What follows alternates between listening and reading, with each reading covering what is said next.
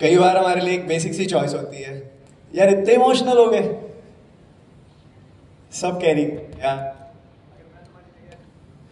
ये भी baggage carry कर रहा था, इसने मेरा माइक बंद कर दिया। तू भी इमोशनल हो गया क्या यार? सर आपकी बात सुन के एक छोटी सी शायरी आ रही है याद, सुनाता हूं। जरा कामयाब तो होने दो मुझे मेरे दोस्त, जरा कामयाब तो होने दो मुझे मेरे दोस्त, फिर मेरे दिन भी बदल जाएंगे। जो 4 बात करते थे मेरे पीछे वो भी मेरे पीछे आएंगे।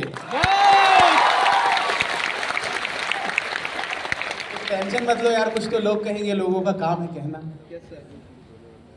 तो आप लोग अभी जो ये मैम एक बात बोली, मैंने एक बात बोली ना, हमारी मेंटल हेल्थ बहुत मैटर करती है, ध्यान नहीं देते इस चीज़ के ऊपर। हमारा ये नहीं कि भैया वॉक करने चले जाओ, थोड़ी जॉगिंग कर लो, हैं कुछ अवेयर लोग, बट मेंटल हेल्थ की तरफ ध्यान नहीं देते। और आपके जिस स्टेट में है ना 20-30% फिजिकल हेल्थ मैटर करती है, 70% मैटर करती है कि मेंटल हेल्थ किसी कैसी है। अगर तुम दिमाग में कोई चीज़ बर्डन लेके बैठे हो तुम ही नहीं पाओगे। मैम ने जो आपको कुछ सिखाया है इसको फॉलो करो। मन में कोई बोझ लिए हुए हो तो लेट गो कर दो, जिंदगी बहुत बड़ी है। मैं सच बता रहा हूँ, बहुत बड़ी है। हम गुरुद्वारे जाते हैं, मंदिर जाते हैं, किसी भी चर्च में जाते हैं, मस्जिद जाते हैं, जहाँ भी जाते हैं हमें झुकना सिखाते हैं। क्यों झुकना सिखाते हैं? कभी किसी ने नोटिस किया? हमें प्रणाम करते हैं ना, हमारा हाथ ऐसे जाता है। क्यों जाता है? क्योंकि जब हम झुकते हैं ना, हम फील करते हैं कि हम इस लखनऊ शहर में अभी कितने छोटे हैं, हम इस यूपी में अभी कितने छोटे हैं, हम इंडिया में कितने छोटे हैं, यूनिवर्स में कितने छोटे हैं, गैलेक्सी में कितने छोटे हैं, हम कितने हैं, कितने हैं। तो ऊपर वाला ना इतने जो है ना सबका ख्याल रखता है, सबका ख्याल रखता है। आपका सही टाइम अभी बेशक नहीं आया होगा, सही टाइम आएगा, आएगा, बिलीव करो। लाइफ मेरे साथ भी बहुत क्रूएल थी। यहाँ पे जो सब लोग स्टेज पे खड़े हैं, ये यहाँ तक पहुंचे हैं बहुत चीजों के अप्स एंड डाउन्स देख के पहुंचे हैं। सीधा रास्ता नहीं था, पहाड़ चढ़े हैं सबने, ठीक है। अभी आपके लिए थोड़ा और पहाड़ बाकी है, पूरा आसमान बाकी है, टेंशन मत लो। और जब भी फील करो ना तो नीचे देख लिया करो एक बार कि यार कुछ मिल ही नहीं रहा यार, कुछ अच्छा हो ही नहीं रहा यार, तो देख लो एक बार, क्या आपसे नीचे लोग नहीं है क्या? रोड पे निकलते हो, बच्चों को देखते हो, कोई आके कहता है कि भैया ये गुब्बारा ले लो मुझसे, प्लीज ले लो ना, होता है ना? तो आप लोग कितने प्रिविलेज्ड हो यार, हाथ में मोबाइल है, घर वालों ने आपको पढ़ने के लिए भेजा हुआ है, घर वालों ने बोला है बेटा लगा ले 2-3 साल और, कोई दिक्कत नहीं है, हम बैठे हैं ना यार। और पापा जब बोल देते हैं, मम्मी जब बोल देती है, बहुत है ये। और एक चीज मैं यहाँ पे सबके सामने, यहाँ पे 1-1.5 लोग बैठे, मैं एडमिट करना चाहूंगा कि हर एक को पेरेंट्स का सपोर्ट भी नहीं मिलता। और ये बड़ा ही टैबू टॉपिक है कि हर एक के पेरेंट्स अच्छे होते हैं, नहीं, कई बार थोड़ा बहुत उनका एक्सपीरियंस ऐसा होता है कि जो हमारे ऊपर भी थोप दिया जाता है, और वो थोप देने की वजह से हमारी लाइफ काफी टॉक्सिक हो जाती है। एक्सेप्ट करना पड़ेगा भाई, जिंदगी किसकी है? किसकी है? किसने बनानी है? चॉइसेस क्या मैटर करती हैं? आपके फोन में अभी इंस्टाग्राम की नोटिफिकेशन आएगी, आप खोल के प्ले करके उसके बाद 1-1.5 घंटा लगा देते हो और ये एक्सक्यूज दे देते हो कि सर थक गए थे, थोड़ा माइंड फ्रेश कर रहे थे। वहीं दूसरी तरफ मेरी एक स्टूडेंट, रियल इंसिडेंट बता रहा हूं, उसकी मदर की कीमोथेरेपी चल रही थी और वो वहीं हॉस्पिटल में बैठ के पढ़ाई कर रही थी। चॉइसेस मैटर करती है। लाइफ में क्या बनना है और अपनी लाइफ को क्या बनाना है, ये सब हमारे हाथ में, कोई दूसरा आके नहीं चेंज करेगा। हम है अपनी जिंदगी के हीरो, हम है अपनी जिंदगी की heroine. You have to take the charge. UP में सबसे ज्यादा सिलेक्शन आते हैं, सबसे ज्यादा सिलेक्शन आएंगे, आते रहेंगे, और एक बार सब बच्चे अपना पूरा जोर लगा के बोलेंगे कि इस साल बैंक का पीओ कौन बनने वाला है? हम बनेंगे। आवाज जोर से हम बनेंगे। एक बार और, हम बनेंगे। Thank you so much, thank you so much for coming. Sir ने एक बात कही थी कि चॉइस को लेकर, तो मैं कैसा, तो मैं 2013 की बात करता हूँ। मैंने बीटेक किया है और एक बीपीओ में काम कर रहा था। दिवाली का दिन था और रात के 2 बजे मैं अपना पट्टा लगा के, सर मैं आपका पट्टा लगा के ऑफिस के लिए निकल रहा था और सामने से बच्चे दिवाली खेल रहे थे और ये बच्चे ने मुझे बोला हैप्पी दिवाली और मैंने पट्टा उतारा, पट्टा फेंका और रूम में जाकर कम से कम 2 घंटे रोया, फूट फूट कर रोया। कारण ये था कि सर मैंने बीटेक ढंग से किया नहीं था, 4 साल नहीं 5.5 साल में किया था और मेरी लाइफ एक बहुत ही बिलो एवरेज लाइफ हो रही थी।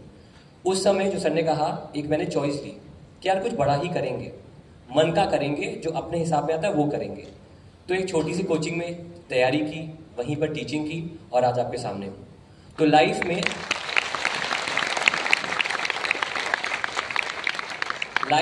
आप गलतियां भी करोगे, लाइफ में आप जीतोगे भी, लेकिन जितने भी महान लोग हुए हैं उन्होंने गलतियां ज़्यादा की हैं। अगर आप गलतियां नहीं करोगे तो आप आगे नहीं बढ़ सकते। इसीलिए आगे चलकर अगर आपको मॉक टेस्ट में नंबर नहीं आ रहे हैं, नंबर कम आ रहे हैं, आपको 1 साल हो गया है, आपको 2 साल हो गया है, इस बात का याद रखना, आपको सिर्फ एक एग्जाम निकालना है और आपको सिर्फ एक जॉब चाहिए। और जिस दिन जॉब मिल जाती है ना, आपके अगल बगल का माहौल, आपके अगल बगल एनवायरनमेंट काफ़ी चेंज हो जाता है। मैं आज आप सबसे बस यही कहने आया हूँ, खासतौर पे जो मेरा शहर है, कि हम में एक नवाबियत है, हम में एक आराम मतलबी है, हम में एक कर लेंगे ऐसा है, लेकिन हमें करना नहीं है सर। ये आने वाले जो 5 से 6 महीने हैं, जिसमें मेंस का पेपर होगा, आगे चलकर SBI POSBI क्लर्क का पेपर होगा, 400 ब्रांचेस ओपन होने वाली हैं, 25,000 वैकेंसीज आने वाली हैं। अभी नहीं तो कभी नहीं, अभी नहीं तो अभी नहीं तो थैंक यू। ये अंदर की बात है, बताना मत किसी को। आशीष सर ने अभी बताया थोड़ी देर पहले। तो जैसे हम कह रहे थे ना, चूज, आपके पास है डिसीजन चूज करने का। मुझे बच्चे आकर कई बार ये बात बोलते हैं कि सर कोई टीचर आपके बारे में ऐसा बोल देता है, कोई टीचर आपके मीटअप्स को लेके कुछ बोल देता है, कोई टीचर आप कुछ भी करते हो उसमें से बुरा ढूंढ के बोल देता है, फलाना सर, कभी रिएक्ट क्यों नहीं करते सर? तो पता क्या है, दैट्स माई पार। तो हम सब के लिए, मेरे लिए और आप सब के लिए भी हमारी फर्स्ट प्रायोरिटी हमारा मेंटल पीस है, हमारी मेंटल हेल्थ है। क्योंकि अगर वो सही चल रहा है ना, तो सब सही चल रहा है। तो हमेशा ना जवाब देना हमारी ताकत नहीं है, ये ध्यान रखना।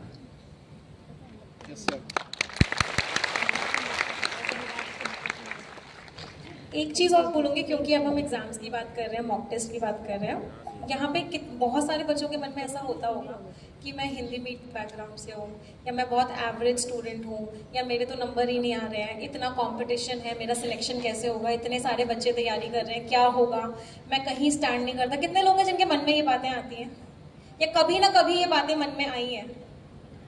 बहुत सारे बच्चे जिनके मन में ये बातें आई हैं। सिर्फ एक सोल्यूशन बता रही हूँ इस चीज़ का, सिंपल सा सोल्यूशन है। अपने को, अभी हमने मेडिटेशन किया, हमने माइंड को कंट्रोल करना सीखा। आपने देखा कितने लोग जब हाथ पे, जब मैं बोल रही थी हाथ फील करो, हाथ पे हल्का हल्का सा वाइब्रेशन हो रहा था। जब मैं कह रही थी बैक फील करो, हल्का हल्का सा सेंसेशन हो रहा था। लेग फील करो तो लेग में हल्का हल्का सेंसेशन हो रहा था। मतलब आप माइंड कंट्रोल करना सीख रहे थे। आप अपने माइंड को डायरेक्शन दे रहे थे कि ये सोच। तो माइंड को कंट्रोल करना आपने सीख लिया है। वो प्रैक्टिस से और अच्छे से हो जाएगा। अब माइंड को सिर्फ एक बात बतानी है, और वो बात क्या बतानी है कि मैं पेपर देने जाऊंगा, पेपर में क्वांट्स आएगी, रीजनिंग आएगी, इंग्लिश आएगा, जीए का सिलेबस होता है, इंग्लिश का ये सिलेबस होता है, क्वांट्स का ये होता है, रीजनिंग का ये होता है। मेरी जिम्मेदारी क्या है मेरी जिम्मेदारी? बेहतर तरीके से पढ़ना, कोर्स बेहतर तरीके से पढ़ना। जिम्मेदारी क्या है मेरी? अब सारे सब्जेक्ट मेरी जिम्मेदारी है कि मैं जो पेपर देने जा रहा हूँ, मैं जो पेपर देने जा रही हूँ, उसका जो सिलेबस है वो सब मुझे बहुत अच्छे से आना चाहिए। अगर आप इसी सिर्फ एक सिंगल थॉट के साथ पढ़ते चले गए, सिर्फ एक सिंगल थॉट के साथ, इसके अलावा कोई थॉट, कितनी वैकेंसी है, कितना सिलेक्शन है, कितने बच्चों का हो रहा है, कौन फेल हो रहा है, कौन पड़ोसी क्या कर रहा है, कोई थॉट नहीं, सिर्फ एक सिंगल थॉट माइंड को कंट्रोल करने वाला। से एक सिंगल थॉट कि इंग्लिश में reading comprehension, cloze test, parajumble error detection आता है, क्वांट्स में DI मैटिक आता है, रीजनिंग में पजल, सिलॉग्स, वो सब आता है, जीए में करंट फाइनेंशियल न्यूज सारी चीजें आती है। बस मुझे उसको स्ट्रॉन्ग बनाना है। आप RRB का पेपर दो, SBI का दो, IBPS का दो, क्लर्क का दो, PO का दो, आपका 100% निकलेगा। कितने बच्चे, अभी सफलता पार्टी होगी, अभी लास्ट ईयर हमने सफलता पार्टी करी थी, कितने बच्चे थे जिसका 5-5, 6-6 पेपर निकले हुए थे, 7-7 पेपर निकले हुए थे। सिर्फ उनकी सक्सेस स्टोरी में एक बात थी, सारी बातें अलग अलग थी, सिर्फ एक बात थी जो कॉमन थी, और वो कॉमन बात ये थी कि मुझे सिलेबस पता था और मैंने अपने सिलेबस की बहुत अच्छे से तैयारी करी थी। तो कोई स्ट्रैटेजी नहीं होती कि 2 घंटे वाली स्ट्रैटेजी, 2 महीने की स्ट्रैटेजी, 3 महीने की स्ट्रैटेजी, कोई स्ट्रैटेजी नहीं होती। स्कूल में कैसे पढ़ते थे? वो तो बस डिस्ट्रैक्शन के मैकेनिज्म्स हैं और आप डिस्ट्रैक्ट होते हो। इसीलिए मैं कहती हूँ पहले बैंकिंग एग्जाम क्लियर करना बहुत ज्यादा इजी होता था, पहले बैंकिंग एग्जाम क्लियर करना बहुत डिफिकल्ट होता था, अब बहुत इजी है। क्यों इजी है? पहले लोगों के पास डिस्ट्रैक्शन नहीं होता था, पहले सब लोग सिर्फ पढ़ते थे। आज के टाइम पे 90% बच्चे डिस्ट्रैक्टेड हैं, 90% बच्चे इंस्टाग्राम पे लगे हुए हैं, 90% बच्चे सिर्फ स्ट्रैटेजी की वीडियोस देखे जा रहे हैं, पढ़ाई कर ही नहीं रहे। तो आज के टाइम पे बैंकिंग एग्जाम निकालना बहुत इजी है अगर आप उस डिस्ट्रैक्टेड वाले क्राउड से अपने आप को अलग कर पाते हो तो। सिर्फ इस चीज को याद रखो।